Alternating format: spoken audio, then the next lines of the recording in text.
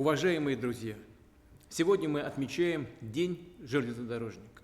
Хочу искренне поздравить всех работников, ветеранов железнодорожного транспорта, молодых специалистов, которые выбрали для себя это призвание, с профессиональным праздником.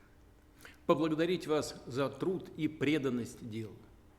Каждый из вас вносит свой вклад в то, чтобы железнодорожная отрасль, она, безусловно, имеет стратегическое значение для нашей огромной страны, работала надежно, слаженно и бесперебойно.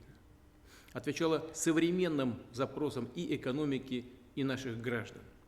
Развивалась достойно, продолжала лучшие традиции, в том числе собственной инженерной школы, которая, напомню, была заложена еще в первой половине XIX века, когда открылась Царско-сельская железная дорога. История российских железных дорог знает множество примеров трудовой и ратной доблести, настоящего подвига, самоотверженной работы на благо страны. Так, в этом году исполнилось 50 лет с начала строительства Байкало-Амурской магистрали. Хочу еще раз поздравить всех и прежде всего участников легендарной стройки с этой значимой датой. БАМ, как в свое время и Транссиб, стал уникальным государственным, общенародным, общенациональным проектом. Открыл принципиально новые возможности для освоения и развития Сибири и Дальнего Востока, для укрепления экономического потенциала страны в целом. В наши дни мы видим, что БАМ во многом определяет глобальную логистику 21 века.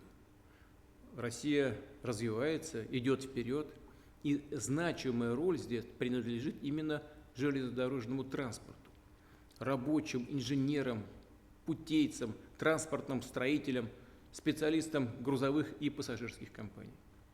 Открытие новых глобальных рынков, рост внутреннего туризма, устойчивая работа предприятий, включая оборонно-промышленный комплекс, все это в том числе ваша заслуга. Сейчас перед нами стоят задачи по дальнейшей модернизации восточного полигона БАМа Транссиба. Причем эти магистрали должны работать во взаимосвязи в единой логике с Северным морским путем, с такими перспективными проектами, как Северный широтный ход с выходом к арктическим портам. В целом нам необходимо форсированное наращивание железнодорожной инфраструктуры России на новом технологическом уровне, с использованием самых передовых разработок. И мы здесь должны исходить не только из потребностей сегодняшнего дня, но и создавать задел на будущее, на десятилетия вперед. Именно так мыслили и работали наши великие предки.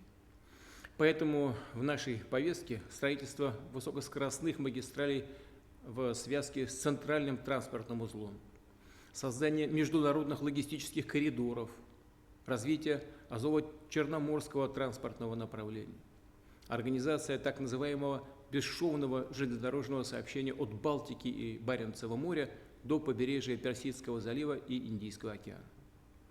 Задачи действительно масштабные, и уверен, благодаря вашим знаниям, опыту, нацеленности на результат в интересах страны, мы их обязательно решим.